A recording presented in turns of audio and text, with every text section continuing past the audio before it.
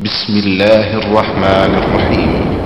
ومن أحسن قولا ممن دعا إلى الله وعمل صالحا وقال إنني من المسلمين.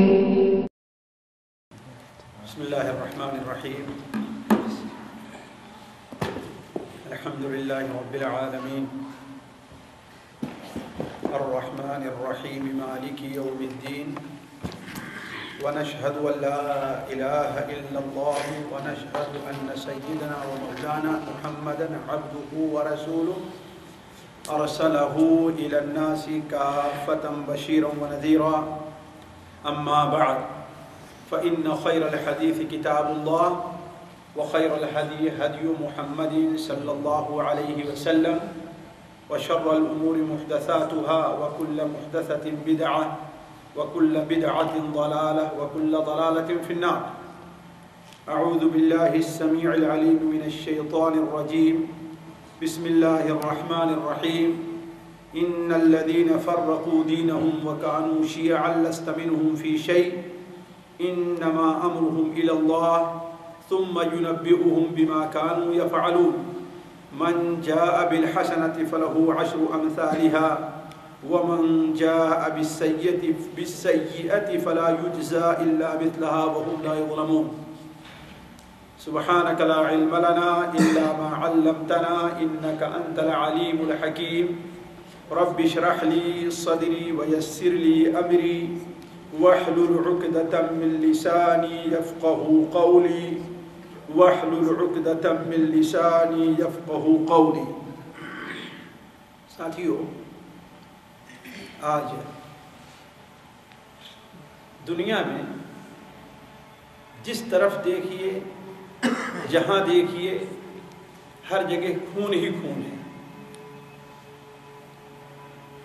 قتل، غارت گری، لوٹ مار، آپس کی لڑائی، زلزلے، طوفان، ہر جگہ آپ کو یہی دکھائی دے گا کہ کسی بھی جگہ انسان کو سکون اور اطمینان نہیں. اور یہ بھی قیامت کی ایک نشانی ہے. صحیح بخاری شریف میں قیامت کی ایک نشانی یہ بیان کی گئی ہے. اللہ کے رسول صلی اللہ علیہ وسلم کا فرمان ہے کہ قیامت سے پہلے کثرت الحرج، کثرت سے قتل اور غارت گری واقع ہوگی. لوگ مارے جائیں گے، قتل کیے جائیں گے، لوٹے جائیں گے، جانے جائیں گی. یہ قیامت کی نشانیوں میں سے ایک نشانی ہے. یعنی کہنے کا مطلب ہے کہ انسان کی جان اور انسان کے جسم کی کوئی اہمیت نہیں رہ جائے گی. چند ٹکوں کے بدلے، معمولی سے دنیاوی فائدے کے بدلے انسان کیا کرے گا؟ اپنے بھائی، اپنے ساتھی کی جان مار دے. اور آپ دیکھ رہے ہیں خاص طور پر ایشیا اور مسلم ممالک میں. افریقہ ہم سے تھوڑا سا دور ہے، اس کو چھوڑ دیجیے، وہاں تو جو چل رہا ہے. لیکن ہمارے قریب ایشیا اور مسلم ممالک میں دیکھ لیجئے تو یہ چیز اور جگہوں کے مقابلے میں کیا ہے؟ زیادہ. آپ عراق میں دیکھ لیجیے، افغانستان میں دیکھ لیجیے، پاکستان میں دیکھ لیجیے، ہر جگہ، کشمیر میں دیکھ لیجیے.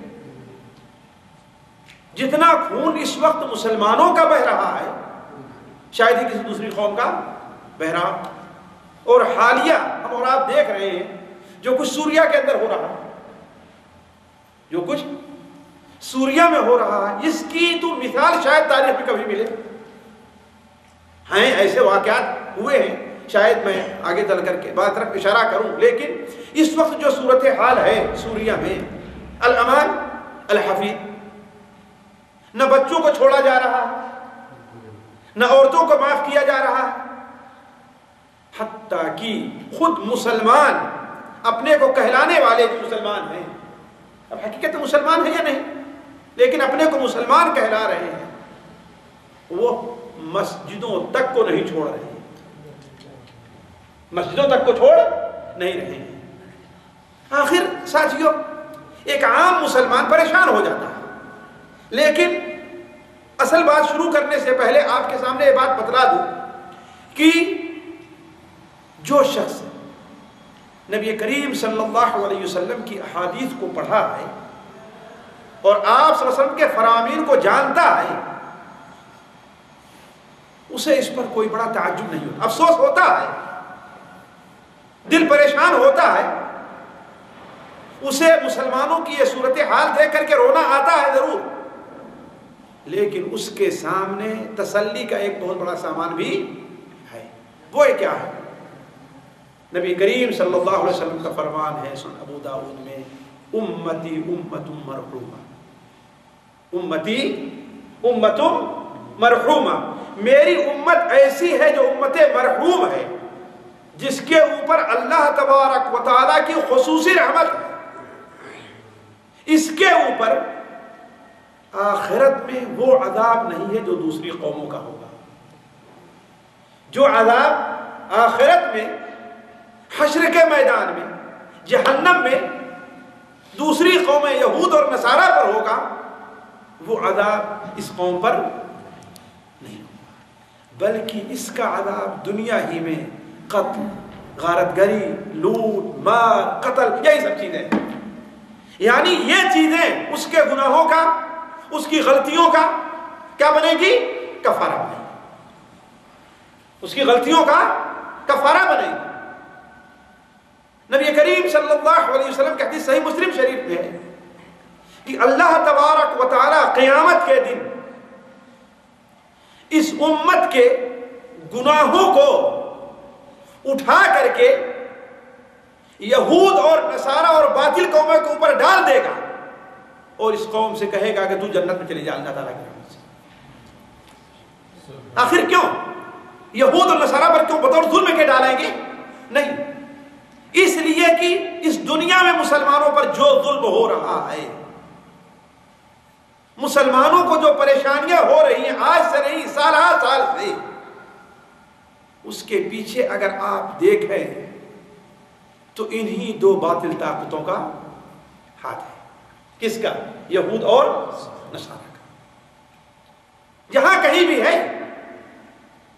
اس لیے کہ اللہ تبارک و تعالیٰ کے حکم سے یہ طاقتیں اگر چاہتی ہیں تو دو جماعت، دو گروپ، دو پارٹی، دو ملکوں کے مسئلے کو چند دنوں میں حل کر کے رکھ دیتی ہے نا؟ اور اگر نہیں چاہتی تو خون بہتا رہتا ہے، قتل ہوتا رہتا ہے، مسلمان مارے جاتے رہتے ہیں، بچے یتیم ہوتے رہتے ہیں، عورتیں بیوہ ہوتی رہتی ہیں، اور وہ بیٹھے اپنا تماشا دیکھتے رہتے ہیں۔ اسی لیے اللہ تبارک و تعالی قیامت کے دن ان مجبور اور مظلوم مسلمانوں کو، جو ظالموں کی چکی میں پس رہے ہیں، جو بھوکے مارے جا رہے ہیں، جو قتل کیے جا رہے ہیں، جن کا خون بہایا جا رہا ہے، جن کے گھروں پر آگ برسائی جا رہی ہے، اللہ تبارک و تعالی ان کے گناہوں کو اٹھا کر کے یہود اور نصارہ پر ڈال دے گا اور کہے گا کہ تم میری رحمت سے جنت کے اندر چلے جاؤ۔ اس موضوع کو ہم نے تفصیل سے دوسری جگہوں پہ رکھا ہے، بلکہ میری ایک کتاب ہے امت محمدیہ کے فضائل، میں اس کو یہاں تفصیل نہیں رکھنا چاہتا، صرف اشارہ کر رہا ہوں کہ اس سے ہمیں اور آپ کو افسوس ضرور کرنا چاہیے، اس لیے کہ ایک مسلمان کا خون اللہ تبارک و تعالیٰ کے نزدیک بہت عزیز ہے، بہت عزیز ہے، اس قدر عزیز ہے کہ خانہ کعبہ کا ڈھایا جانا اللہ تبارک و تعالیٰ کو گوارا ہو سکتا ہے، لیکن ایک مسلمان کا ناحق خون گوارا نہیں ہو سکتا۔ اس لیے یہ خون رائے گا نہیں جائے گا، بیکار نہیں جائے گا۔ ہماری غلطیوں، ہماری کوتاہیوں، ہماری کمزوریوں کا یہ گناہ کفارہ بن رہا ہے، اس ناحیے سے کہ اس دنیا میں جو ہماری قوم مصیبت اور پریشانی اٹھا رہی ہے، اگر وہ کلمہ لا الہ الا اللہ محمد رسول اللہ کی پابند ہے تو اللہ تبارک و تعالیٰ ان کے سارے گناہوں کو اٹھا کر کس پر ڈال دے گا؟ یہود اور نصارہ پر، اور ان مجبوروں سے کہے گا کہ تم میری رحمت اور فضل سے جنت میں چلے جاؤ۔ تو عرض کرنے کا مقصد یہ ہے کہ اس ناحیے سے ہمیں پریشان نہیں ہونا چاہیے، لیکن ہمیں دیکھنا چاہیے کہ آخر اس کے پیچھے جو کچھ ہو رہا ہے، خاص طور پر بالاخص ابھی ہم رکھ لیتے ہیں سوریا کے اندر، بالاخص سوریا میں جو کچھ ہو رہا ہے، آخر اس کی وجہ کیا ہے؟ کیا آپ سمجھتے ہیں اس کی وجہ ملک ہے؟ نہیں۔ کیا آپ یہ سمجھتے ہیں اس کی وجہ مال ہے؟ نہیں۔ آپ تعجب کریں گے کیسے ہو سکتا ہے؟ ملک ہی تو مسئلہ ہے۔ اصل وجہ ملک نہیں ہے، ملک آنے اور جانے والی چیز ہے۔ ایک ملک ہمیشہ کسی کے ہاتھ میں نہیں ہے۔ اس کے پیچھے اصل جو لوگ یہ کام کر رہے ہیں، یا جو طاقتیں دائیں اور بائیں کی، چاہے ایرانیوں کی شکل میں ہوں یا عراقیوں کی شکل میں ہوں، یا اپنے کو حزب اللہ کہنے والی حزب الشیطان کی شکل میں ہوں، اس کے پیچھے کوئی اور جذبہ کام کر رہا ہے۔ وہ جذبہ کیا ہے؟ کہ اہل سنت سے ہمیں بدلا لینا ہے۔ وہ کیا جذبہ ہے؟ کہ اہل سنت سے ہمیں بدلا لینا ہے۔ یعنی دوسرا گروپ جو اپنے کو شیعہ کہتا ہے، جو ہم لوگ اپنی زبان میں اہل تشیع کہتے ہیں، وہ لوگ صرف مال کے لیے، صرف ملک کے لیے سب کچھ نہیں کر رہے۔ ان کے پیچھے ایک بہت بڑا جذبہ یہ کام کر رہا ہے کہ ہم سے اور آپ سے بدلا لے رہے ہیں۔ اس لیے کہ مسلمان نبی کریم صلی اللہ علیہ وسلم کی وفات کے بعد ایک امام کے پر سارے کے سارے متفق ہو گئے تھے۔ وہ کون؟ حضرت ابوبکر صدیق رضی اللہ تعالی عنہ۔ اس کے بعد حضرت عمر رضی اللہ عنہ کی خلافت ہوئی اور سارے کے سارے متفق ہوئے۔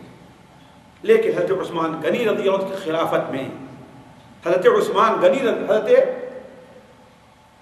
عمر رضی اللہ عنہ کی خلافت میں، جب دنیا کی دو بڑی طاقتیں ٹوٹ گئیں، ایک طاقت فارس کی تھی جو مجوسی تھے، جو کیا تھے؟ مجوسی، یعنی آگ کی پوجا کرتے تھے، اور دوسری طاقت روم کی تھی۔ یہ ٹوٹ گئی، اور خصوصی طور پر جزیرے عربیہ میں بسنے والے یہود جو دنیا کی مکار ترین قوم ہے، اتنی بڑی مکر کرنے والی دنیا میں اور کوئی قوم آپ کو ملے گی نہیں۔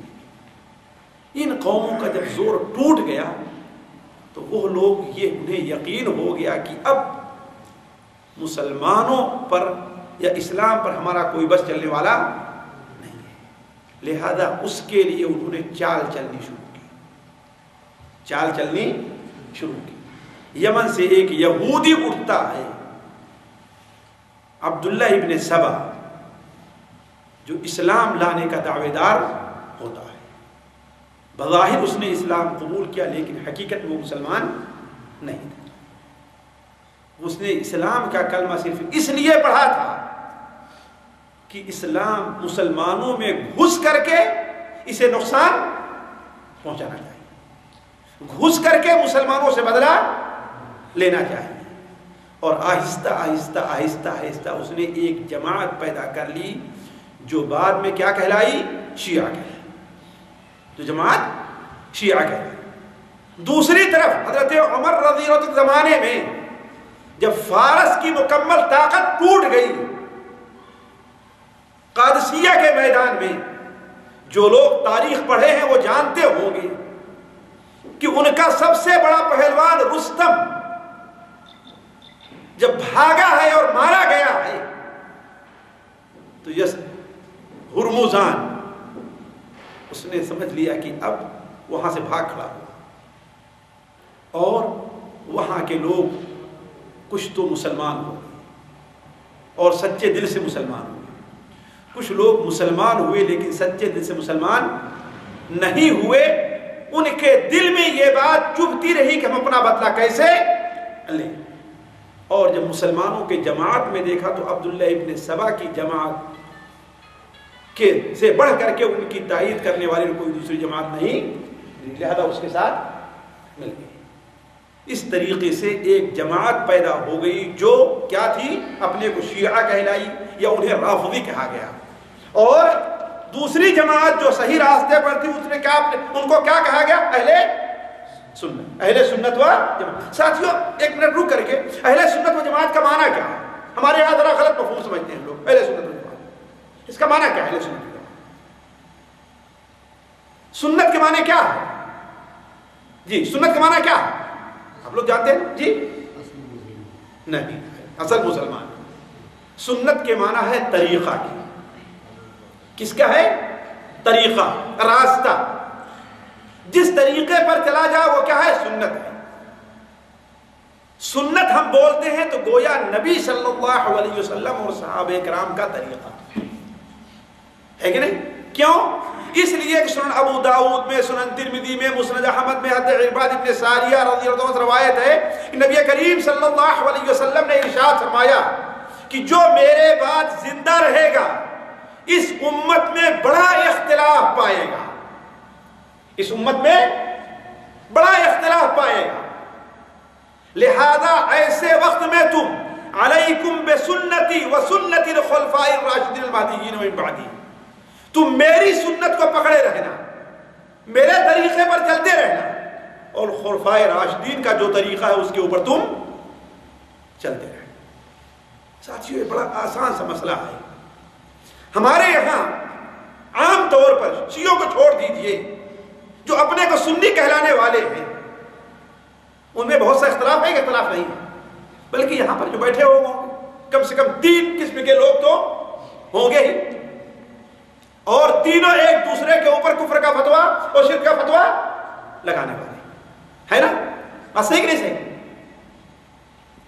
آپ کو تعجب ہو رہا؟ آخر ہے لگاتے ہی نہیں، فتویٰ لگاتے ہیں، لیکن اس کا مسئلہ ساتھیوں بالکل آسان، حل آسان ہے بالکل۔ وہ کیا؟ جس بارے میں ہمارا اور آپ کا اختلاف ہو اس کو سیدھے دیکھا جائے کہ آیا نبی کریم صلی اللہ علیہ وسلم کی سنت یہ رہی ہے کہ نہیں، خراب ہو۔ مسئلے کا حل آسان ہے کہ آسان نہیں ہے؟ کسی بھی مسئلے کو لے لیجئے، آپ لوگ کسی مسئلے کو اٹھا لیجئے، ایک مسئلہ لے لیجئے آپ، جیسے آج ہمارے خالد صاحب مثال طور پر عید میلاد النبی کا مسئلہ لیے ہوئے تھے، لڑنے کی ضرورت ہی نہیں ہے، کسی پر حکم لگانے کی ضرورت ہی نہیں ہے۔ نبی کریم صلی اللہ علیہ وسلم کی سیرت مکمل طور پر ہمارے سامنے موجود ہے نا، اور علماء نے صحیح اور غلط، جھوٹ اور سچ سب کا فیصلہ کر دیا۔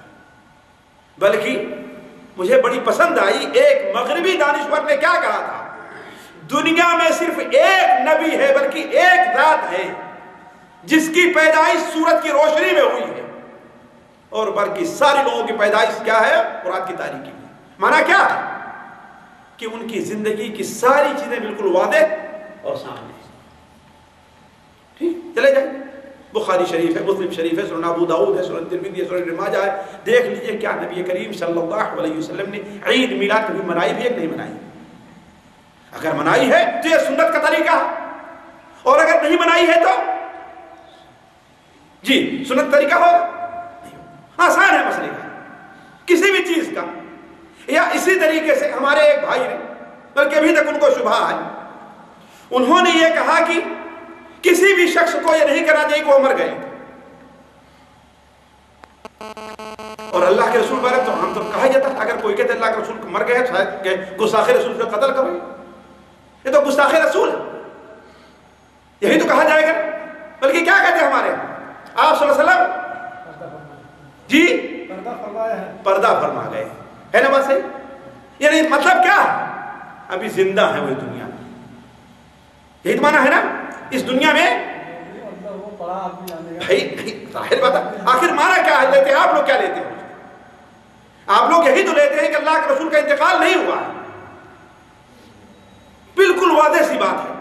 آ جائیے قرآن کو سامنے رکھتے ہیں اور حدیث رسول کو سامنے رکھتے ہیں۔ صحیح بخاری شریف میں، کہیں دور نہ جائیے، صحیح بخاری شریف میں نبی کریم صلی اللہ علیہ وسلم کی وفات کا جہاں پر ذکر ہے، یہاں پر ذکر ہے کہ آپ صلی اللہ علیہ وسلم کی وفات جب ہو گئی تو ابو بکر صدیق وہاں پر موجود نہیں تھے. واپس آئے تو دیکھتے ہیں کہ حضرت عمر رضی اللہ عنہ تلوار لیے کھڑے اور کہتے ہیں جو یہ کہے گا کہ اللہ کے رسول صلی اللہ علیہ وسلم کی وفات ہو گئی اسے تلوار سے قتل کر دو. اس قدر پریشان اور گھبراہٹ میں تھے. نتیجہ کیا ہے؟ تو بکر آئے, ان کی باتیں سنو, سیدھے کہاں چلے گئے؟ اندر گئے. اس لیے کہ آپ کی بیٹی کے گھر ہی میں تھے. آپ صلی اللہ علیہ وسلم کے چہرے پر سے چادر کو اٹھایا, آپ کے ماتھے کو بوسہ لیا, آنکھ میں آنسو آ گئے اور آپ نے فرمایا کہ اللہ تبارک و تعالی نے آپ کے اوپر ایک چیز جو فرض کر دی تھی, موت, وہ وقت آپ کے اوپر آ گیا ہے. اور آئے حضرت عمر سے کہا خاموش ہو جاؤ, لیکن عمر خاموش ہونے کے لیے تیار نہیں. تو دوسرے کنارے کھڑے ہو کر کے بات کرنے لگے اور صحابہ کرام سارے کے سارے حضرت عمر کو چھوڑ کر کے کس طرح متوجہ ہو گئے؟ حضرت عمر صدیق رضی اللہ عنہ متوجہ ہو گئے اور فرمایا, خطبہ دے کر کے قرآن مجید کی سورہ آل عمران 4 پارے کے رکوع کے بعد جو ہے ایک آیت پڑھی, وما محمد الا رسول قد خلت من قبلہ الرسل افئن مات او قتل انقلبتم, ہے نا. یہ آیت پڑھنے کے بعد آپ نے فرمایا, حضرت ابوبکر صدیق نے, من کان یعبد محمدا فإن محمدا قد مات. یہ صحیح بخاری شریف کے اگر الفاظ نہ ہو تو جو من کان یعبد محمدا, جو حضرت محمد صلی اللہ علیہ وسلم کی عبادت کرتا تھا, ان کی پوجا کرتا تھا, وہ آج یہ جان لے کہ محمد صلی اللہ علیہ وسلم قد مات, ان کی موت واقع ہو گئی. یہ کس نے کہا؟ حضرت ابوبکر صدیق نے کہا, کسی دوسرے نے کہا. تو کہنے کا مطلب کہ مسئلہ آسان ہے بالکل. آپ نے کیا بیان فرمایا؟ علیکم بسنتی وسنت الخلفاء الراشدین المہدیین من بعدی, تم میری سنت پر عمل کرو اور میرے بعد خلفاء راشدین کی سنت کے اوپر عمل کرو. اس لیے جو لوگ صحابہ کرام کے طریقے پر رہے انہیں کیا کہا جانے لگا ہے؟ اہل سنت. والجماعت, جماعت کیوں کہتے ہیں؟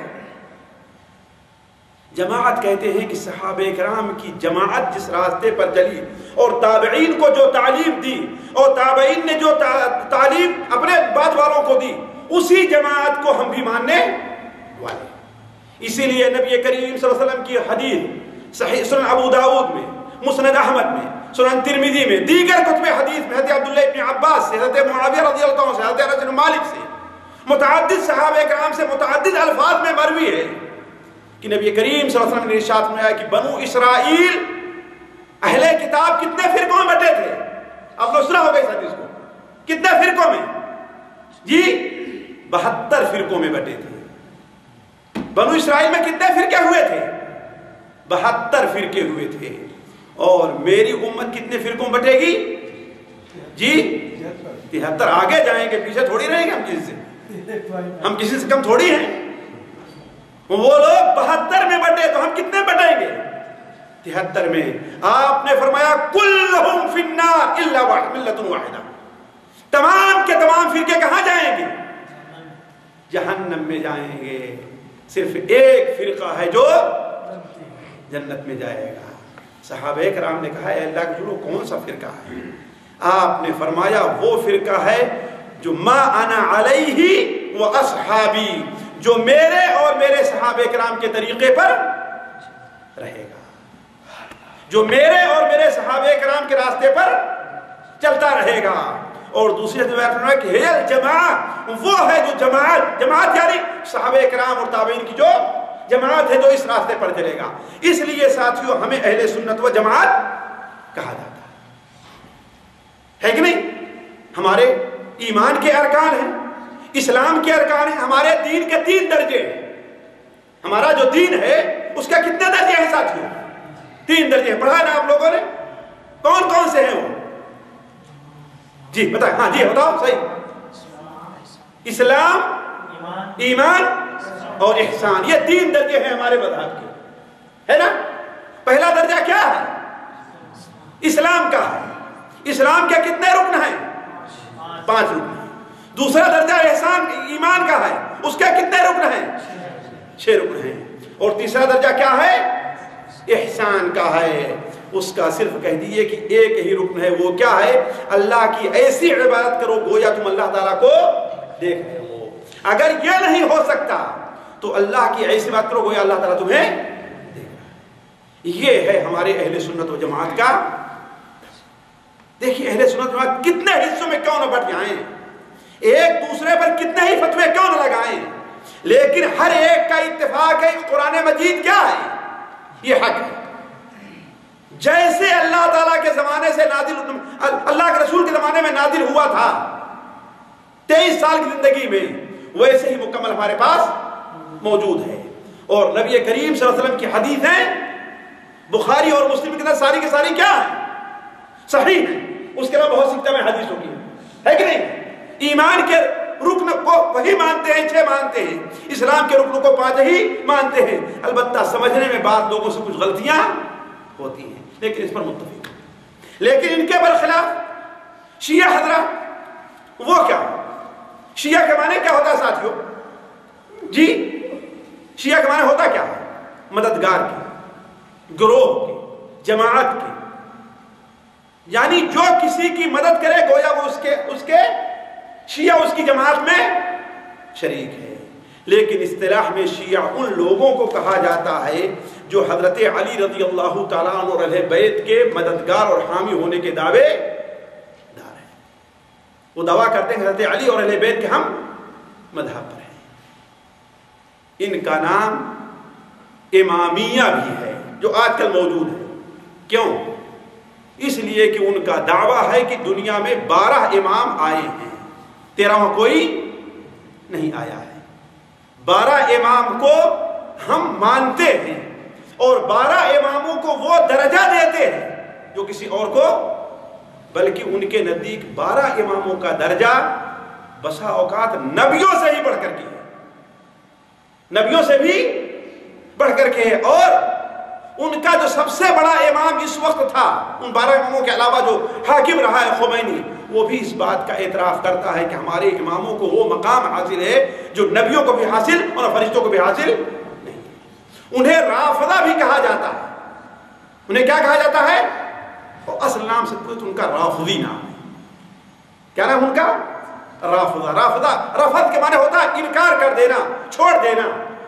اس لیے کہ وہ ایک امام حضرت زید ابن علی کے پاس آتے ہیں اور کہتے ہیں کہ حضرت ابوبکر و عمر کے بارے میں کیا کہتے ہو؟ تو انہوں نے کہا کہ حضرت ابوبکر و عمر ہمارے نانا کے دونوں وزیر تھے، ان کے صحابی تھے، لیکن کہتے ہیں کہ ارے آپ ان کو بارے میں یہ کہتے ہیں، حالانکہ یہ ان کو گالیاں دیا کرتے تھے، نعوذ باللہ من ذالک۔ لہذا انہوں نے زید ابن علی کا ساتھ چھوڑ، زید ابن محمد ابن علی، زید ابن علی جی، زید ابن علی ابن محمد ابن جعفر، ان کا ساتھ چھوڑ کر کے الگ ہو گئے، اس لیے ان کا نام رافضہ پڑ گیا۔ ساتھیوں، ان کے عقیدے کے بارے میں ہمیں اور آپ کو چند چیزیں جاننا بہت ضروری ہے، بہت ضروری ہے۔ پہلی چیز تو یہ ہے، ان کا عقیدہ یہ ہے کہ امامت صرف حضرت علی رضی اللہ عنہ کا حق ہے، حضرت ابو بکر و عمر نے اس کی مخالفت کر کے وہ لوگ کافر ہو گئے، نعوذ باللہ۔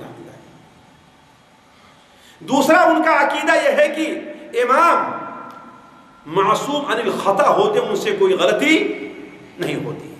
ان کا عقیدہ یہ ہے کہ نبی کریم صلی اللہ علیہ وسلم کی وفات کے بعد صرف ابو بکر و عمر نہیں، 3 صحابہ اور بعض لوگوں نے 7 تک پہنچایا ہے، ان کے علاوہ جتنے صحابہ ہیں نعوذ باللہ من ذالک سارے کے سارے کیا ہیں؟ مرتد ہو گئے۔ ان کا عقیدہ یہ ہے کہ نبی کریم صلی اللہ علیہ وسلم کی وفات کے بعد بھی حضرت جبرائیل علیہ السلام حضرت فاطمہ کے پاس آتے تھے، ان کے پاس وحی آتی تھی۔ ان کا عقیدہ یہ ہے کہ یہ قرآن جو ہے وہ قرآن نہیں جو اللہ کے رسول صلی اللہ علیہ وسلم پر نازل ہوا تھا۔ ان کا عقیدہ یہ ہے کہ جھوٹ بولنا چاہیے، خاص طور پر سنیوں کے سامنے۔ اسی لیے آج کسی بھی شیعی سے آپ وہ کہے گا نہیں یہ قرآن کون ہے؟ وہی قرآن ہے جس کو ہم اور آپ مانتے ہیں، لیکن وہ جھوٹ بولتا ہے۔ ان کے نزدیک یہ قرآن کے اندر رد و بدل کر دیا گیا ہے۔ اصل میں خیر بات دوسری طرف نہ جائے، صرف ایک چیز اور جان لینا چاہیے کہ اہل سنت و جماعت سے ان کا ایک طرف اختلاف یہ بھی ہے کہ اہل سنت والجماعت کے نزدیک اسلام کے ارکان کتنے ہیں؟ جیسا کہ ہم نے کہا جی 5 ہیں، ان کے نزدیک بھی 5 ہی ہیں، بلکہ 6 ہیں ان کے نزدیک۔ وہ کون کون سے ہیں؟ شہادتین ان کے نزدیک اسلام کا رکن نہیں ہے، نماز ہے، روزہ ہے، حج ہے، زکوٰۃ ہے، جہاد ہے اور خمس ادا کرنا ہے۔ اس لیے کہ اہل سنت والجماعت سے ہم مختلف ہیں، جبکہ صحیح حدیث میں اللہ کے رسول نے کیا بیان فرمایا؟ حضرت جبرائیل نے آ کے بیان فرمایا اسلام کے 5 رکن ہیں، لیکن ان کے نزدیک ایمان کے رکن کتنے ہیں؟ 6۔ ان کے نزدیک خمس یعنی اپنے مال کا 5واں حصہ اہل بیت کو دینا ہے، اور جہاد یعنی اپنے مخالف سے کیا کرنا ہے؟ جہاد کرنا ہے۔ ہمارے ایمان کے کتنے رکن ہیں؟ 6 رکن ہیں۔ اللہ پر ایمان، اللہ کی کتابوں پر ایمان، اللہ کے نبیوں پر ایمان، اللہ کے فرشتوں پر ایمان، آخرت کے دن پر ایمان، اور اچھی اور بری تقدیر پر ایمان۔ لیکن شیعوں کے نزدیک ایمان کے رکن کتنے ہیں؟ 5 ہیں۔ شیعوں کے نزدیک 5 ہیں۔ پہلی چیز کیا ہے؟ توحید ہے، دوسری چیز عدل ہے، تیسری چیز نبوت ہے، اور چوتھی چیز امامت ہے۔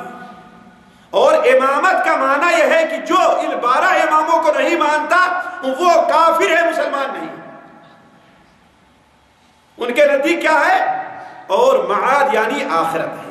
اب ہم اس طرف آتے ہیں کہ دیکھیں تھوڑا سا آپ لوگ اس طرف نظر کریں کہ اہل سنت و جماعت جو ہیں شیعوں کی نظر میں ان کا کیا مقام ہے۔ آپ کو یہاں سے اندازہ ہو جائے گا کہ آج جو کچھ ہو رہا ہے یہ ہمارے پاکستان میں شیعوں نے جو پریشانیاں پیدا کر رکھی ہیں، یہاں تک کہ سپاہ صحابہ اور دیوبندیوں میں جو بڑے عالم تھے جو اس طرف منسلک تھے ان میں سے کسی کو انہوں نے چھوڑا نہیں ہے، سارے لوگوں کو انہوں نے کیا ہے۔ آخر ان کا عقیدہ ہمارے بارے میں کیا ہے؟ ہم انہیں مسلمان سمجھتے ہیں، ہے کہ نہیں؟ ایک ہمیں سمجھتے ہیں کہ وہ بھی مسلمانوں کا ایک فرقہ ہے، حالانکہ حقیقت یہ ہے کہ وہ مسلمانوں کا فرقہ نہیں ہے، اسلام کے خلاف ایک فرقہ ہے۔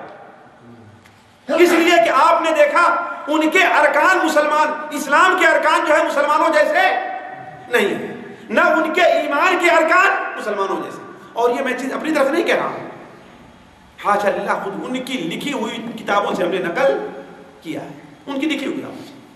اور اگر آپ لوگ چاہیں گے تو وہ دکھائی جا سکتی ہے، وہ چیز دکھائی جا سکتی ہے، لیکن ظاہر بات ہم اور آپ بیٹھے ہیں، اس کی ضرورت نہیں کہ ہم ان کی کتاب کھول کر کے دکھائیں آپ کو۔ تو یہ چیز میں اپنی طرف نہیں کہہ رہا ہوں کہ ان کے ایمان کے ارکان ہمارے ایمان کے ارکان نہیں، ان کے اسلام کے ارکان ہمارے اسلام کے ارکان نہیں ہیں، ظاہر بات ہے۔ لیکن ہم چونکہ ان کے بارے میں غلط فہمی کے شکار ہیں، اسی لیے ساتھیوں چند باتیں آپ لوگوں کے سامنے رکھنی ضروری ہے کہ آپ جانیں کہ شیعہ کیا ہیں۔ پہلی چیز، شیعوں کی نظر میں تمام سنی کافر ہیں اور نجس ہیں، ناپاک ہیں۔ تمام سنی کیا ہیں؟ کافر ہیں اور ناپاک ہیں۔ چنانچہ ان کی ایک بہت بڑا عالم گزرا ہے نعمت اللہ الجزائری، وہ اپنی کتاب انوار نعمانیہ میں لکھتا ہے کہ تمام شیعہ امامیہ کا اس پر اتفاق ہے کہ یہ لوگ ناپاک ہیں اور نجس ہیں، بلکہ یہ لوگ یہود اور نصارہ سے بھی زیادہ برے ہیں۔ کس کے بارے میں؟ ہمیں اور آپ کہ یہ لوگ یہود اور نصارہ سے بھی زیادہ برے ہیں، بلکہ ان کے عصر حاضر کا جو سب سے بڑا امام ہے، یعنی کون؟ خمینی، اس کی کتاب کے اندر تحریر الوسیلہ جو موجود ہے مارکیٹ میں، ہم نے پڑھا اور غیروں نے بھی پڑھا، اس میں وہ لکھتا ہے تمام کافروں پر نماز پڑھنی جائز نہیں ہے، یعنی جنازہ نماز جائز نہیں ہے تمام کافروں۔ آج بھی آپ دیکھیں گے بہت سے شیعہ حرم شریف کے اندر جائیں، جنازہ جب ہونی لگتی ہے تو وہ اس میں شریک نہیں ہوتے، بعض دکھانے کے لیے وہ ایسا کر لیتے ہیں، لیکن عام طور پر کیا ہے؟ شریک نہیں ہوتے ہیں۔ کیوں؟ وہ لکھتا ہے کہ تمام کافروں پر، خواہ وہ مرتد ہیں یا اسلام کا نام رکھے ہوئے ہیں جیسے نواصب. ناصبی وہ ہم لوگوں کہتے ہیں، وہ شیعہ ہم کو کیا کہتے ہیں؟ ناصبی کہتے ہیں. اس لیے کہ ان کی سب سے مشہور اور سب سے صحیح کتاب الکافی کے اندر ہے کہ اماموں کی، ائمہ کی باتوں کو جو نہ مانے وہ ناصبی ہے. تو کہ ہم لوگ ناصبی ہیں. تو ان کے نزدیک ہمارے اوپر نماز پڑھنا جائز نہیں، بلکہ ایک اسی زمانے کا ابھی تک زندہ ہے وہ شیعہ سید حسین الموسوی. اس کی کتاب میں پڑھ رہا تھا تو وہ ایک واقعہ لکھتا ہے، ذرا دیکھ لکھتا ہے. وہ کہتا ہے کہ میرے والد ایک بار گھر اپنے ایک آدمی کو لے کر کے آتے ہیں. نجف شیعوں کا سب سے مقدس مقام کون سا ہے؟ جی کربلا ہے اور نجف ہے. اس لیے کربلا میں حضرت حسین کی خبر بتاتے ہیں اور نجف میں کیا بناتے ہیں؟ حضرت علی کی خبر کو. اس لیے نجف اشرف کہتے ہیں وہ لوگ. کیا کہتے ہیں اس کو؟ Najaf Ashraf. وہ ہے. کہا کہ بازار میں ایک شخص ملا، اسے اپنے یہاں لے کر کے آئے ہمارے. رات میں ہمارے ساتھ بیٹھے، کھانا کھلایا، بات ہونے لگی تو معلوم ہوا کہ سامرہ ایک جگہ ہے، وہاں سے آیا ہوا یہ سنی ہے. یہ کیا ہے؟ سنی ہے. خیر رات بھر سویا. میرے والد بڑا اکرام کرتے تھے. جب جانے لگا تو میرے والد نے اسے کچھ پیسے بھی پیش کیا کہ تم مسافر ہو، غریب اجنبی آدمی ہو، جاؤ اس کو لیتے جانا. اور کہا جب وہ چلا گیا ہے تو میرے والد نے اس بستر کو جس پر وہ سویا ہوا تھا کہا جاؤ اسے جلا دو. یہ خود اپنے گھر کا واقعہ لکھ رہا ہے اور ابھی تک شیعہ ہے. ابھی تک وہ شیعہ ہے. للہ ثم للتاریخ کے اندر وہ خود لکھتا ہے. کیا کہا کہ یہ بستر لے جا کر کے جلا دو اور برتن کو اچھی طریقے سے مانجھو. کیوں؟ اس لیے کہ اس نے لکھا کہ یہ سنی.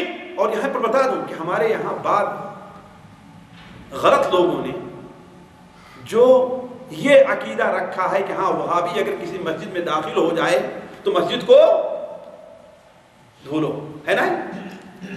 ہے کہ نہیں؟ یہ عقیدہ شیعوں سے لیا گیا ہے. ورنہ چاہے کافر مسجد میں داخل ہو جائے، کافر ہی مسجد میں داخل کیا مسجد ناپاک ہو جائے گی؟ سوچنے کی بات.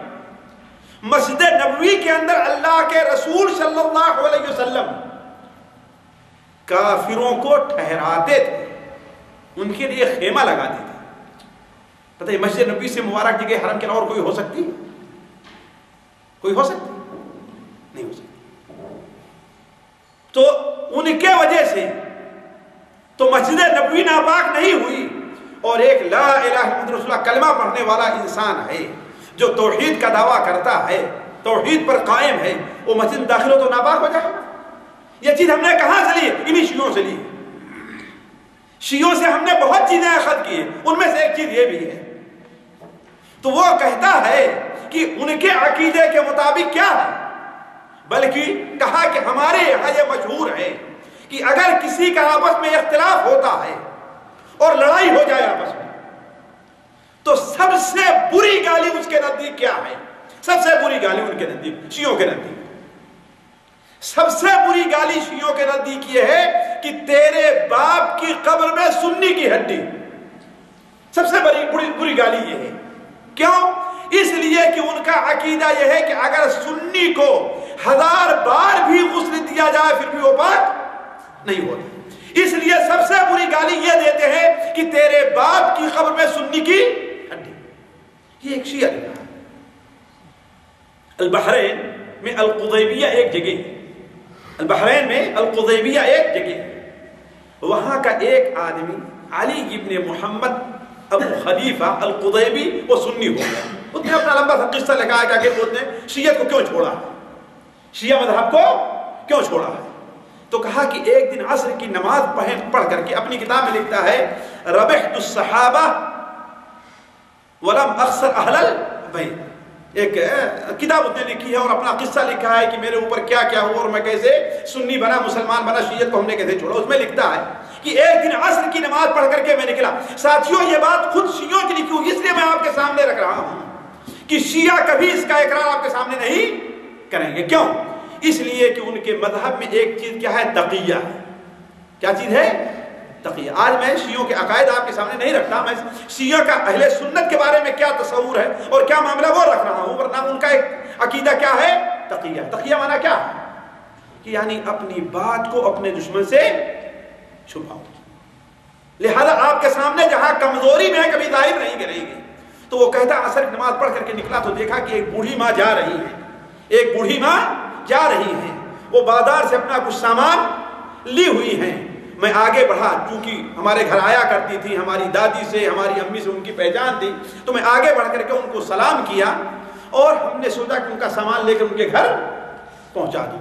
راستے میں چلتی رہی، پوچھی تمہاری امی کیسی ہیں، تمہاری نانی کیسی ہیں، ہاں کافی دن ہو گیا ہماری ملاقات، بس بات تو ہوتی رہتی ہے، کافی دن ہو گیا ملاقات نہیں ہوئی. کہا آخر میں جب میں گھر پہنچنے لگا ان کے قریب تو پوچھتے ہیں بیٹا تم کہاں سے آ رہے ہو، بیٹا تم کہاں سے آ رہے ہو؟ تو انہوں نے کہا کہ میں مسجد سے نماز پڑھ کر کے آ رہا ہوں. کیا کہا؟ کہا واللہ میرا یہ کہنا تھا کہ اس نے میرے منہ کے اوپر تھوک دیا، اس بوڑھی عورت نے میرے منہ کے اوپر تھوک دیا. کہا کہ تیرے اوپر لعنت ہو، میں سن رہی تھی کہ تو سنی ہوگا لیکن مجھے یقین نہیں تھا، آج مجھے معلوم ہوگا کہ تو سنی ہے. ذرا یہ نفرت دیکھیے. تو عرض کرنے کا مقصد کہ پہلی چیز اہل سنت و جماعت کے بارے میں شیعوں کا عقیدہ یہ ہے کہ وہ کیا ہے؟ نجس ہے اور کافر ہے اور گستاخی ہوگی. لیکن چونکہ آپ کے بارے میں ان کا عقیدہ ہے، ذرا سنیے. ان کا عقیدہ ان کی معتبر کتابوں میں آپ کے بارے میں ہے کہ ہر سنی حرامی ہے. ہر سنی کیا ہے؟ حرامی، یعنی جائز اولاد اپنے باپ کی نہیں. اور ہر سنیہ عورت کیا ہے؟ زانیہ ہے، زنا کرنے والی، فاجرہ ہے. اسی لیے نعوذ باللہ من ذالک حضرت عائشہ رضی اللہ عنہ کیا کہتے ہیں؟ فاجرہ کہتے ہیں. کس کو؟ حضرت عائشہ رضی اللہ تعالیٰ عنہ. بھلا بتائیں ساتھیوں، سوچنے کی بات ہے. ہمارا خیرخواہ شیعہ کیسے ہو سکتا ہے؟ ہمارے پاکستان میں امن کیسے آ سکتا ہے؟ کیسے آئے گا جبکہ ایسے لوگ ہمارے ساتھ حکومت میں اور فوج میں اور پولیس میں اور بڑی پوسٹ پر موجود ہیں؟ تو ہمیں کب سکون نیچے لینے دیں گے؟ جن کا عقیدہ یہ ہے کہ ہر سنی کیا ہے؟ ہر سنی کیا ہے؟ وہ زانیہ، زنا کی اولاد ہے. اور یہ میں اپنی طرف حاشا للہ میرے پاس یہ حوالہ نقل ہے ان کی سب سے معتبر کتاب الکافی، کلینی کی الکافی. جو مقام آپ کے ہاں صحیح بخاری کو حاصل ہے، جو مقام آپ کے ہاں صحیح بخاری، کسی بھی شیعہ سے پوچھ دیجیے، وہ مقام ان کو یہاں الکافی کو حاصل ہے.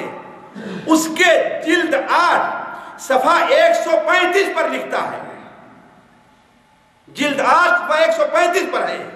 اللہ کی قسم، اللہ کی قسم، سارے کے سارے لوگ ہمارے شیعوں کے علاوہ اولاد بغایا اور انڈیوں کے اولاد ہیں. یہ اس کتاب میں لکھا. اور ساتھیوں ان کتابوں میں بعض ایسی چیزیں لکھی ہوئی ہیں اللہ کی ہمت نہیں پڑتی وہ بات بتانے کی.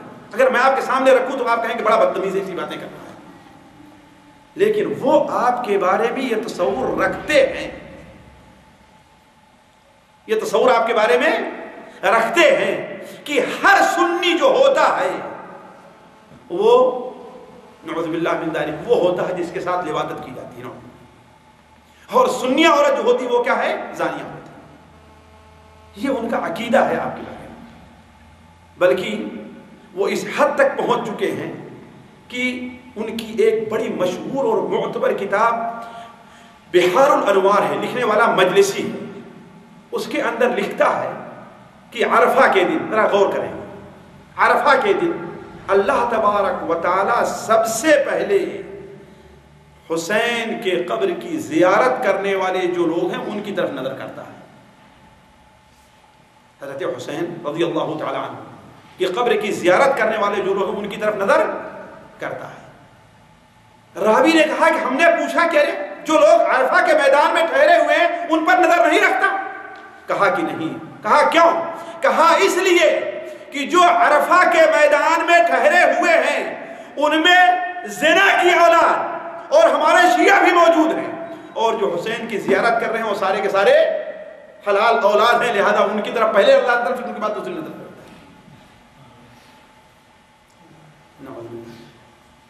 یہ ان کی کتاب. اور ساتھیوں اگر واللہ میں اللہ کے گھر میں قسم کھا کر کے کہہ سکتا ہوں کہ جس قدر زنا کی اولاد شیعوں میں ہے دنیا کی کسی قوم میں نہیں پائی گئی. جتنی زنا کی اولاد شیعوں میں، حتیٰ کہ شاید یورپ امریکہ جب ان کے یہاں اتنی آزادی اس وقت ہو گئی ہے تو وہ شاید یہاں تک پہنچ جائے، ورنہ دوسرا نہیں پہنچے گا. حتیٰ کہ ہندوؤں میں بھی نعوذ باللہ من ذالک ایسی زنا کی اولاد نہیں پائی گئی جتنی شیعوں کے ہاں. اب آپ کہیں کیوں؟ وجہ کیا؟ اس لیے کہ اولا ان کے یہاں متعہ جائز اور کار ثواب ہے. متعہ جانتے ہیں؟ متعہ کیا ہے؟ نکاح متعہ ان کے یہاں جائز اور کار ثواب ہے. سنا ہے نا نکاح متعہ؟ کیا چیز ہے؟ کسی بھی عورت سے آپ کچھ دیر کے لیے یا کچھ دن کے لیے نکاح کر لیجیے. کچھ دیر کے لیے کچھ دن کے لیے نکاح کر لیجیے. نہ ولی کی ضرورت ہے نہ گواہ کی ضرورت ہے، صرف یہ ہے کچھ پیسہ متعین ہونا چاہیے اور وقت متعین ہونا چاہیے. 1 گھنٹے کے لیے 1 دن کے زیادہ 45 دن ہے بس، زیادہ کم سے کم کوئی وقت نہیں ہو سکتا، زیادہ 45 دن ہے. اور جو اولاد ہوگی ظاہر بات یہ صریح زنا ہے شریعت کی نظر میں. کیا ہے یہ؟ صریح زنا ہے شریعت کی نظر میں، اور ان کے یہاں یہ کار ثواب ہے. ابھی میں آپ کے سامنے وہ نہیں بیان کرنا چاہتا کہ متعہ کی جو اہمیت ان کے نزدیک لیکن ہے اور آج بھی رائج ہے، بلکہ وہ متعہ کے بلکہ اس لیے ساتھیوں میں کہتا ہوں کہ زنا ان کا دین ہے. زنا کرنا کیا ہے؟ ان کا دین. بلکہ زنا ان کا پیشہ ہے، جھوٹ بولنا ان کا دین ہے، دھوکہ دینا ان کا شیوا ہے.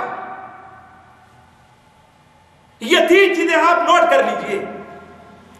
جھوٹ بولنا ان کا مذہب ہے، زنا ان کا پیشہ ہے، اور دھوکہ دینا ان کا شیوا ہے. امام شعبی رحمہ اللہ نے واللہ صحیح فرمایا تھا. امام شعبی نے صحیح فرمایا تھا، اور یہ ان سے برسند صحیح ثابت ہے کہ رافضہ سے بڑھ کر کے بے وقوف اور جاہل قوم دنیا میں آپ کو نہیں ملے گی. کہا اگر یہ جانور ہوتے تو گدھا بنائے جاتے، اور اگر پرندے ہوتے تو گدھ بنائے جاتے. گدھ نہیں جانتے؟ گدھ جو مردار جانوروں کو کھاتے ہیں، لمبی لمبی سونڈ والے ہوتے ہیں. چیل نہیں، چیل ذرا ہوشیار بہادر ہوا کرتا ہے. گدھ اس سے کہا اس کی گردن لمبی ہوتی ہے اور عام طور پر یہاں بال نہیں رہا کرتے ہیں. جی دیکھنے میں اچھا نہیں لگتا. تو انہوں نے کہا امام شعبی رحمہ اللہ نے، یہ تابعین ذرا سوچیں اس وقت سے ان کی یہ بدماشی ہے کہ اگر وہ حیوان ہوتے تو کیا بنتے؟ گدھا. یعنی جیسے بے وقوف ہوتا اسے کوئی تمیز نہیں ہے. اسی طریقے سے اگر وہ چڑیا ہوتے تو کیا بنائے جاتے؟ گدھ بنائے جاتے. تو ان کے یہاں ساتھیوں کیا ہے؟ متعہ جائز. ظاہر بات اگر مرد اور ساتھ رہیں تو بچہ پیدا ہو نہیں پیدا ہو. اور جب شریعت کے اندر متعہ قرآن اور حدیث میں حرام قرار دیا گیا ہے تو بتائیے وہ اولاد زانیہ حرامی ہوگی حرامی نہیں ہوگی؟ اس سے بھی آگے بڑھیے. ان کے یہاں ایک اور مسئلہ ہے، واللہ یہود نہ یہود میں پایا جاتا ہے، بلکہ ایک شیعہ لکھتا ہے کہ میں ہندوستان گیا، ہندوستان میں ہندوؤں سے ملا، ہندوستان میں سکھوں سے ملا، اور ہم نے بہت سے مذاہب کی کتابیں پڑھی، لیکن کسی مذہب کے اندر یہ بے غیرتی کا مسئلہ نہیں پایا. وہ کیا ہے؟ وہ کیا ہے کہ مغنی کے طور پر اپنی بیوی کو بھی کسی کو دے دی گیا. اس کی 2 صورت ہوتی ہے، اعارت الفروج، اور جس نے لکھا ہے وہ کہتا ہے کہ آج بھی ایران کے اندر اور بغداد میں بہت جگہ یہ رسم پائی جاتی ہے اور نعوذ باللہ من ذالک اس کا حوالہ کس سے لیتے ہیں؟ امام جعفر الصادق سے لیتے ہیں، نعوذ باللہ من ذالک، حاشا للہ۔ امام جعفر الصادق ایسا کبھی نہیں کر سکتے۔ اس کی دو صورت ہے، پہلی صورت تو یہ ہے کہ آپ کہیں سفر پر جا رہے ہیں، آپ سفر پر جا رہے ہیں اور آپ کو خطرہ ہے کہ کہیں آپ کی بیوی آپ کے پیچھے خیانت نہ کرے، تو آپ کیا کریں کہ اسے اپنے کسی بھائی اور کسی دوست کے ہاں رکھ دیں کہ لو بھائی اس کو اپنے پاس رکھو اور اس سے جو کچھ چاہو تم اس کے ساتھ معاملہ کرو، جب میں آؤں گا تو مجھے واپس کر دینا۔ تو اس کے ساتھ میاں بیوی کے تعلق رکھیں۔ ساتھیو، ہندوؤں میں سنا ہے آپ نے، یہ یہودیوں میں سنا ہے آپ نے، کسی قوم کا حوالہ دیجیے اگر ان کے ہاں پائی جاتی ہوئی چیز تو۔ اور دوسری چیز کیا ہے، اس سے بھی تعجب ہے، جو عیارت الفروج کی ہے، مگنی لینے کی۔ وہ کیسے کہ آپ کے ہاں کوئی مہمان گیا، بڑا باعزت مہمان ہے، آپ اس کی عزت کرتے ہیں، تو آپ جہاں اسے اچھی طریقے سے کھلائے پلائے، اس کو اپنے گھر میں رکھا، تو رات بھر اسے اپنی بیوی بھی آپ اور لونڈی بھی دے سکتے ہیں۔ بھلا بتائیے اس جو عورتوں نے زانیہ ہوگی نہیں اولاد، حرامی اولاد ہوگی نہیں اولاد؟ تو عرض کرنے کا مقصد یہ ہے کہ جس قدر زنا کی اولاد ان کے یہاں پائی جاتی، کسی اور کے یہاں نہیں پائی جاتی۔ خیر، آگے بڑھتے ہیں۔ شیعوں کا ہمارے اور آپ کے بارے میں جو عقیدہ ہے، ایک عقیدہ یہ بھی ہے کہ اہل سنت غاصب ہیں، اہل بیت کے حق کو انہوں نے غصب کر لیا ہے اور مرتد ہیں۔ وہ کیسے؟ ان کا کہنا یہ ہے کہ خلافت کس کا حق تھا؟ حضرت علی رضی اللہ تعالی عنہ کا تھا، خلافت اہل بیت کا تھا۔ اللہ کے رسول صلی اللہ علیہ وسلم کے میراث کے حقدار کون تھے؟ آپ کے گھر والے تھے۔ لیکن ان لوگوں نے، سنیوں نے، نہ اللہ کے رسول صلی اللہ علیہ وسلم کی میراث آپ کی بیٹی کو دیا اور نہ ہی خلیفہ آپ کے داماد حضرت علی کو بنایا۔ لہذا یہ لوگ کیا ہیں؟ غاصب ہیں۔ یہ لوگ کیا ہیں؟ غاصب ہیں۔ نعوذ باللہ۔ یہی وجہ ہے کہ ان کے نزدیک حتیٰ کہ مکہ اور مدینہ کے سارے لوگ کافر ہو گئے ہیں اور ہیں، بلکہ ان کے نزدیک مکہ اور مدینہ سے افضل کون سی جگہ ہے؟ کربلا ہے۔ چوتھی چیز، ذرا اس پر آپ لوگ غور کریں گے، جو آج ہو رہا ہے سوریہ کے اندر، ذرا آپ اس پر غور کریں گے۔ اہل سنت و جماعت کا قتل حلال اور لائق ثواب ہے۔ اس لیے میں کہا کہ آج جو سوریہ میں جو ہو رہا ہے وہ ملک کے لیے نہیں ہو رہا ہے، مال کے لیے نہیں ہو رہا ہے۔ کس لیے؟ بطور دین کے وہ کر رہے ہیں، اس کو یہ ثواب اور دین کی چیز سمجھ رہے ہیں۔ اسی لیے ساتھیوں ذرا سوچیں، واللہ عقل میں آنے والی بات ہے کہ ایک 4 مہینے کی بچی ہے، کتنا؟ 4 مہینے، آخر اس کا کیا جرم ہے؟ سوچیں، اس کا کیا جرم ہے؟ وہ بم دھماکہ کرے گی؟ سوچنے کی بات، بم دھماکہ کرے گی؟ وہ تلوار اٹھائے گی؟ وہ پستول اٹھائے گی؟ لیکن دنیا نے دیکھا ہے، صرف ہم نے نہیں، دنیا نے دیکھا ہے کہ اسے یہ نہیں کہ مجبوراً قتل ہو گئی، نہیں، یہ نہیں کہ اس پر گولی ماری گئی ہے، یہ نہیں، یہ نہیں کہ بم مارا گیا ہے وہ قتل ہو گئی، وہ نہیں۔ کیسے قتل کیا اسے؟ واللہ اسے ڈنڈے سے مار مار کر کے، اسے ڈنڈے سے مار مار کر کے اس کے والدین کے سامنے اس کی جان نکالی گئی۔ ذرا سوچیے، واللہ ہندو بھی یہ نہیں کرے گا، اور اگر کریں گے تو حکومت کے طور پر نہیں، پبلک کے طور پر ایسا ہو جائے، لیکن گورنمنٹ کے طور پر اور دوسری گورنمنٹیں اس کی مدد کرتی رہیں، ایسا نہیں ہو سکتا، واللہ نہیں ہو سکتا۔ دنیا میں اس کی مثال نہیں پیش کی جا سکتی کہ اس قدر جس جیسے معصوموں کو آج قتل کیا جا رہا ہے۔ باپ مانیں گے؟ آپ نے کہیں تاریخ میں سنا ہے؟ ابھی اسی حادثات میں بہت سے ایسے واقعات پیش آئے کہ ایک شخص فوج میں ہے، اس کے بڑے نے اسے حکم دیا کہ جاؤ اور فلاں کے اوپر گولی چلاؤ۔ اس نے کہا کہ وہ معصوم ان پر گولی کیوں چلائیں، ہم فوج سے استعفیٰ دیتے ہیں، ٹھیک ہے جاؤ گھر جاؤ۔ گھر نہیں پہنچا، ابھی ایک نہیں کئی واقعات ایسے، ابھی گھر نہیں پہنچا۔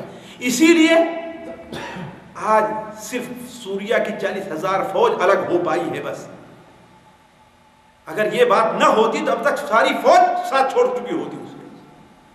اس لیے کہ کوئی فوج، عام طور پر فوجیں جو ہوتی ہیں اپنی پبلک کے اوپر گولیاں نہیں چلاتی ہیں. عام طور پر. اسی لیے ہندوستان میں جب فساد ہوتا ہے پولیس کنٹرول نہیں کرتی. کون کنٹرول کرتا ہے؟ فوج آ کر کے. پاکستان جو زیادہ طوفان بدتمیزی میں تھا تو کون آتی ہے؟ فوج آتی ہے نا. اس لیے کہ فوج کا یہ عہد ہوتا ہے کہ اپنی پبلک کو اپنے ہاتھ سے نہیں مارے گی. دوسروں کے ساتھ چاہے جو کرے لیکن اپنی پبلک کو اپنے ساتھ نہیں مارے. لیکن یہاں کیا ہو رہا ہے؟ اپنی پبلک کے ساتھ. تو ہوا کیا؟ کچھ سے جاؤ گھر جاؤ. وہ گھر نہیں پہنچتا ہے کہ فوج والے اس کے گھر پہنچ جاتے ہیں. اس کی بیٹی، اس کی ماں، اس کی بہن، جو اس کی بیوی جو زندہ ہے، پہلے تو اس کو کھڑا کر کے اس کے سامنے ہر ایک کی بے عزتی کرتے ہیں. پھر اس کے بعد انہیں گولیاں مارتے ہیں. ساتھیو یہ آج کوئی نئی بات نہیں سوریا کے اندر. یہ 1982 اور 81 میں جو کچھ ہوا تھا نا وہ اس سے برا ہوا تھا. واللہ ایسی چیزیں لوگ وہاں کے بتائے. اور خود جو عورتیں جیل میں تھی انہوں نے لکھ کر کے بھیجا کہ زبان لڑکھڑاتی ہے ایسی چیزیں بیان کرنے سے.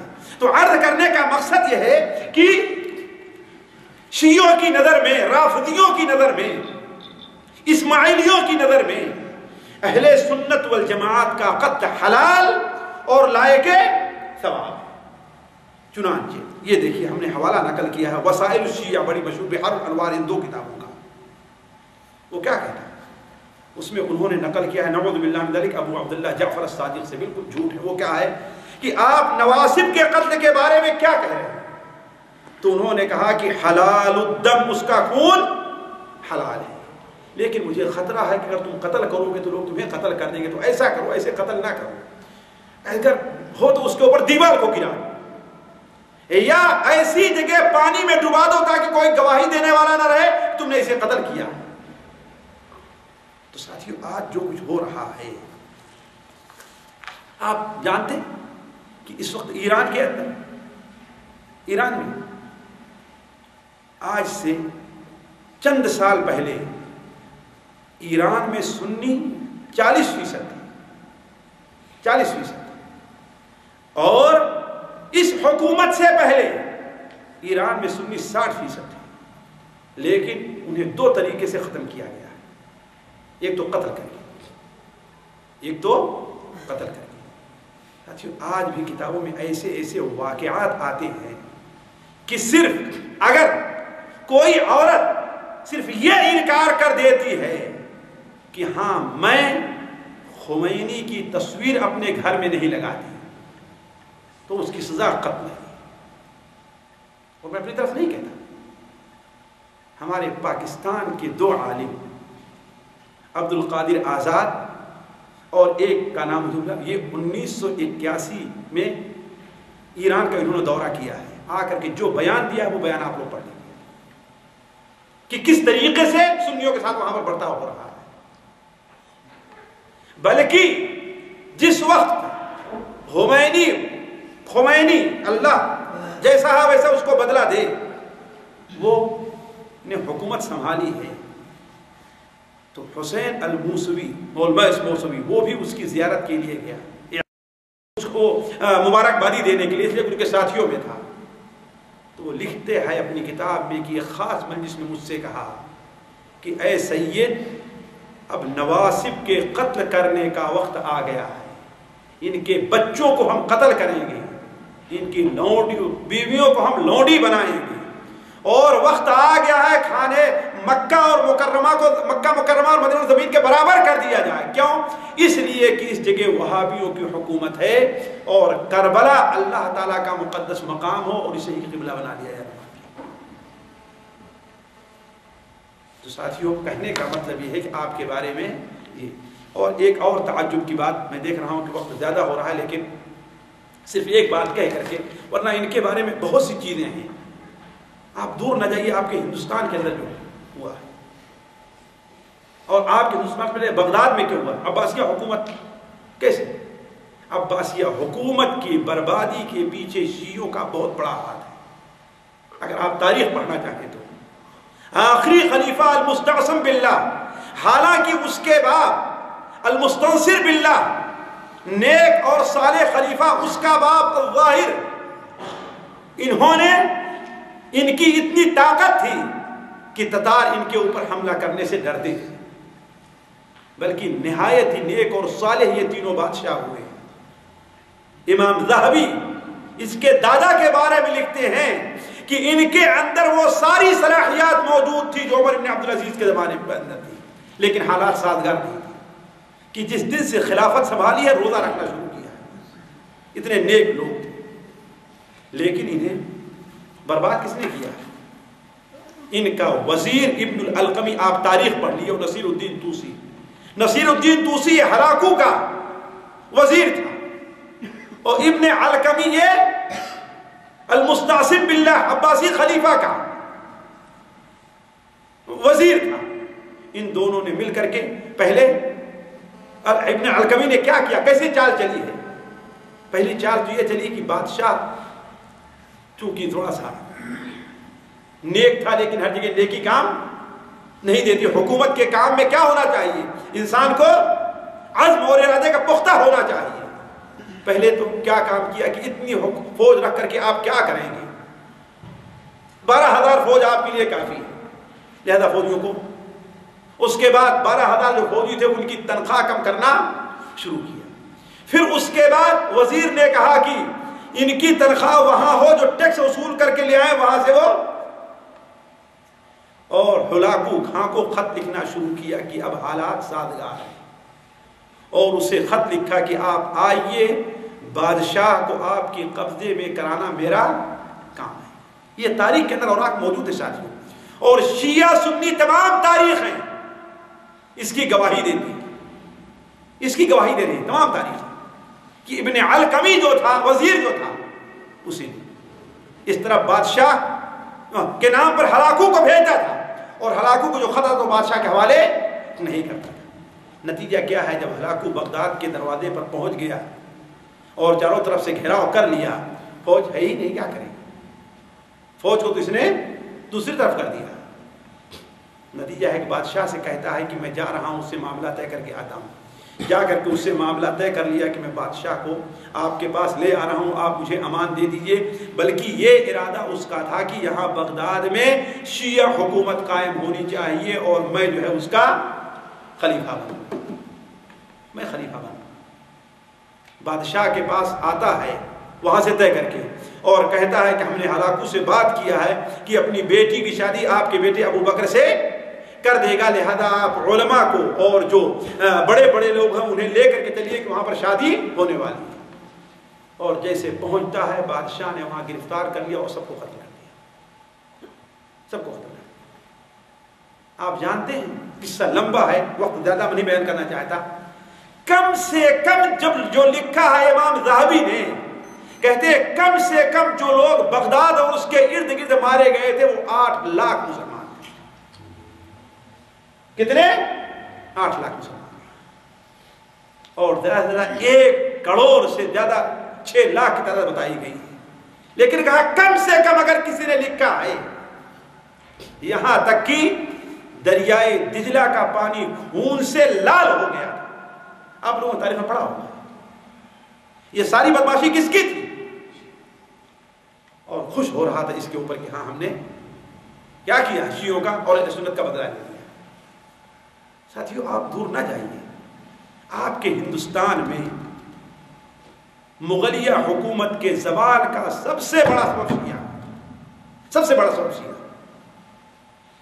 اس کی صرف ایک مثال میں دیتا ہوں، آپ ایک مثال، زیادہ نہیں. ہمایوں شیر شاہ سوری سے ہار کر کے بھاگ کر کہاں گیا تھا؟ ایران بنا لیا تھا. کافی دنوں تک پھرتا رہا تو ایران کے بادشاہ طہماسب نے یہ وعدہ لیا کہ ہاں تمہارے ساتھ اگر ہمارے مذہب کے داعی جاتے ہیں تو ہم تمہاری مدد کرنے کے لیے تیار ہیں. چنانچہ وعدہ کیا، شیعہ دعوت دینے والے آئے، یہاں تک کہ اس کے دربار میں بیرم علی خان کا نام سنا ہے نا آپ لوگوں جو پڑھے ہوں گے، جو وزیر تھا کس کا؟ ہمایوں کا. یہ شیعہ. اور شیعہ کی ایک خوبی یہ رہی، آپ جانتے ہیں کہ وہ اپنے مذہب کو چھپاتے ہیں، تقیہ سے کام لیتے ہیں. تو جب اکبر خلیفہ بنا تو اکبر چونکہ بہادر ضرور تھا لیکن بیوقوف تھا. اور جانتے ہیں پہلوان بیوقوف ہوتے ہیں، اگر بیوقوف نہیں تو پہلوانی کر ہی نہیں سکتے. اس لیے کہ ساری ان کی طاقت کس میں چلی جاتی ہے، سارا دماغ کس میں چلا جاتا ہے، ان کے پٹھوں اور گدوں میں سا ختم ہو جاتا ہے. وہ بیوقوف رہا کرتے. بہادر تھا، اس میں کوئی شک نہیں، لیکن وہ کیا تھا؟ بیوقوف تھا. اور ایک تو چھوٹا سا بچہ تھا، اس کو خلیفہ بنایا گیا ہے. ساتھیوں، اس کی حکومت میں 3 لوگوں کا بہت زیادہ زور ہوا ہے، شیعہ کا، ہندوؤں کا، اور جو ملحد قسم کے لوگ تھے. وہ جب وہاں پر مسلمان سنی لوگ جو تھے اعتراضات کرنے لگے، اختلاف شروع ہو گیا صوفیوں کا اور غیر صوفیوں کا. اس لیے کہ اس نے سب سے پہلے اپنا جو وہ بنایا تھا شیخ الاسلام جسے کہہ لیجئے، وہ عبد النبی ایک بدعتی تھا. عبد النبی گنگوہی ایک بدعتی تھا، اس کو بنایا تھا. لہذا آپس میں اختلاف ہوا، بادشاہ ناراض ہوا. تو اس وقت ایک شیعہ نور الدین نام کا تھا، وہ بادشاہ کے سامنے کہتا ہے کہ ان کے ساتھ یہ معاملہ ہو، میں تمام مذہب، چاروں مذہب کے بارے میں اچھی معلومات رکھتا ہوں، مجھے اگر آپ اجازت دیں تو میں فیصلہ کرتا ہوں، فتویٰ دیتا ہوں، اور آپ مجھے. چنانچہ وہ بادشاہ کے زمانے میں کیا بن گیا؟ صدر الصدور جسے کہا کرتے تھے، جو فتویٰ دینے والا ہے، وہ بن گیا. اور وہ شیعہ امامیہ تھا، لیکن اپنے مذہب کو چھپایا. وہ کہتا ہے میں مجتہد ہوں، میں قرآن حدیث سے فتویٰ دوں گا، لہذا اگر کوئی فتویٰ دیتا حنفی مذہب کے خلاف رہتا تو کہتا نہیں، یہ شافعی مذہب میں جائز ہے. اگر کوئی فتویٰ دیتا جو حنبلی کے خلاف رہتا تو کہتا مالکی میں جائز ہے. یہاں تک چلتا رہا حتیٰ کہ جہانگیر کے زمانے میں ساتھیوں اس کا راز فاش ہوا. وہ کیسے؟ وہ کتابیں لکھتا تھا، مجالس المسلمین اس نے 10 یا 12 جلد میں کتاب لکھی، اور اس کے اندر جب شیعوں کی تعریف کی، لیکن چھاپا نہیں اس کتاب کو، چھاپا نہیں. جو اس کا خاص آدمی ہوتا تو اسے ہی دکھاتا تھا. تو اس وقت کے علماء نے کیا کام کیا کہ ایک انسان کو سنی شیعہ بنا کر کے بھیجا کہ جاؤ اس کا شیعہ، تم کہو کہ ہاں میں شیعہ ہوں، اور اس کا اعتماد حاصل کر کے اس سے کہو کہ میری اپنی کتاب مجھے دے دو. چنانچہ جب اس کا اعتماد حاصل کرے تو اپنی کتاب دیا، اور لا کر کے اس کتاب کو جب سنیوں نے لکھا اور لکھ کر کے جہانگیر کے سامنے پیش کیا تو کیا معلوم ہوا کہ یہ تو کیا ہے؟ شیعہ ہے. تو جہانگیر نے اسے قتل کیا تھا، جہانگیر نے اسے قتل کیا. تو عرض کرنے کا مقصد یہ ہے کہ ساتھیوں اسی وقت سے مغلیہ حکومت کی کمزوری شروع ہو گئی ہے. اکبر لوگ کہتے ہیں کہ اکبر کے زمانے میں حکومت تو نہیں ہے، اور وہ تقیہ سے کام لیتے ہوئے ہندوؤں کی موافقت کرنے کے لیے، اسی لیے ہمیشہ یہ بڑی طاقت کے ساتھ رہا کرتے ہیں. ہندوؤں کی موافقت میں اکبر کے زمانے میں کہا گائے ذبح کرنا حرام ہے، بھینس ذبح کرنا حرام ہے، اونٹ ذبح کرنا حرام ہے. اس نے فتویٰ دلوایا، کیونکہ سنیوں کے خلاف اسے فتویٰ دینا تھا.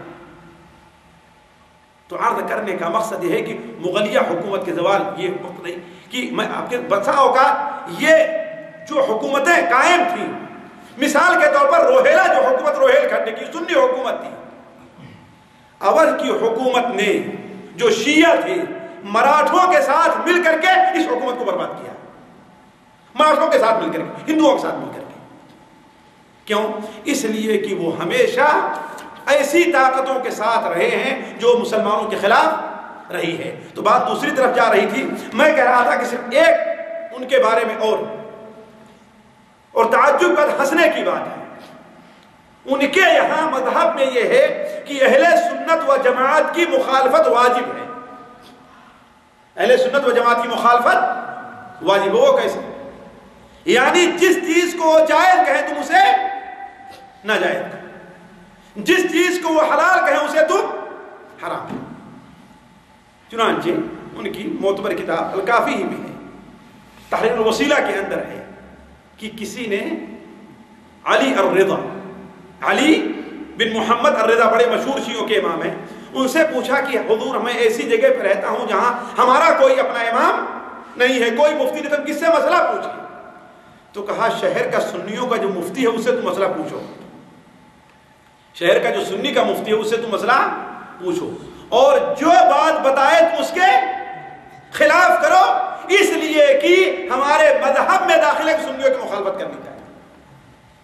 تو عرض کرنے کا مقصد مختصر طور پر ساتھیوں یہ ہے کہ یہ شیعوں کے عقائد سنیوں کے بارے میں ہیں، اس لیے ہمیں اور آپ کو یہ تعجب نہیں ہونا چاہیے کہ جہاں یہ سنیوں کا قتل عام کرتے ہیں اور سنیوں کو یہ مارتے ہیں، اور ایک ہندو ایک یہودی تو رحم کر سکتا ہے لیکن یہ رحم نہیں کرتے۔ اور میں ہمیشہ کہتا ہوں ساتھیوں، آپ کو بھی تعجب ہوگا، ہمیشہ کہتا ہوں کہ ایک مسلمان کا معاہدہ یہودی کے ساتھ ہو سکتا ہے کہ ہم دونوں مل کر حکومت کریں، ایک مسلمان کا معاہدہ عیسائی کے ساتھ ہو سکتا ہے، ایک مسلمان کا معاہدہ ہندو کے ساتھ ہو سکتا ہے لیکن شیعہ کے ساتھ نہیں ہو سکتا۔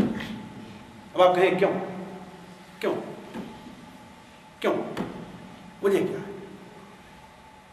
سوال کر سکتے ہیں نا، وجہ کیا ہے؟ وجہ اس کی یہ ہے کہ ہندو مذہب میں یہ داخل نہیں ہے کہ ہمارے بزرگوں کو برا بھلا کہا جائے۔ واللہ میں ابھی اسی بارے کتاب پڑھ رہا تھا شیعوں کی، بلکہ شاید یہ اسی میں ہے جو شیعوں کی کتابوں کے یہ دیکھیں شیعوں کی کتابوں کے فوٹو، اس میں ان کے بارے سنیوں کے بارے میں کیا عقیدہ ہے یہ دیکھیے فوٹو کر کے سب صفحہ۔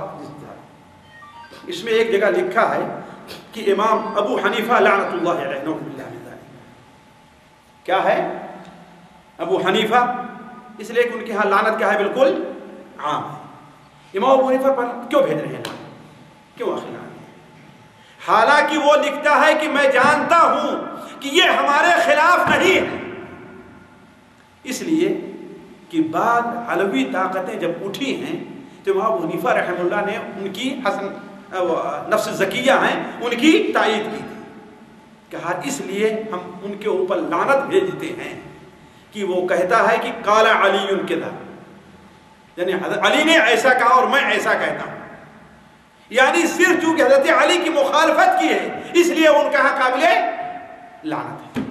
تو مطلب بتائیے کہ ہندوؤں کے مذہب نہیں کہ حضرت علی کو حضرت امام ابو حنیفہ کو امام شافعی کو گالی دیا جائے، یہ ان کے مذہب میں نہیں۔ یہودیوں کے مذہب میں نہیں کہ اللہ کے رسول صلی اللہ علیہ وسلم کی بیویوں کا برا بھلا کہا جائے، ان کے مذہب میں نہیں۔ کن کے مذہب میں؟ لیکن شیعوں کے مذہب میں یہ چیز داخل ہے، شیعوں کے مذہب میں یہ چیز داخل ہے، اس لیے ان کے ساتھ ہماری صلح کیسے ہو سکتی ہے؟ ہماری صلح جو دھوکے میں ہے جو سنی مسلمان کہ ہاں شیعوں کے ساتھ ہماری مصالحت ہو سکتی ہے، وہ بہت بڑے دھوکے میں ہے، وہ شیعوں کی حقیقت کو جانتا نہیں۔ تو یہ چند باتیں تھی ساتھیوں جو آپ کے سامنے صرف مقصد، میں جانتا ہوں کہ ہم میں سے بہت سے لوگوں کے مستوی سے اوپری چیز ہے، لیکن اجمالی طور پر ہمیں شیعوں کے بارے میں کچھ معلومات رکھنی چاہیے کہ ان میں کا ایک معمولی سے معمولی آدمی ہمارے بارے میں کیا رکھتا ہے اور ہم سے اپنے عیب کو کس طریقے سے چھپاتا ہے۔ آپ مانیں گے اسی الغاز میں ایک شیعہ کئی سال تک رہا ہے اور ایک پاکستانی سنی سے اس کی دوستی رہی ہے،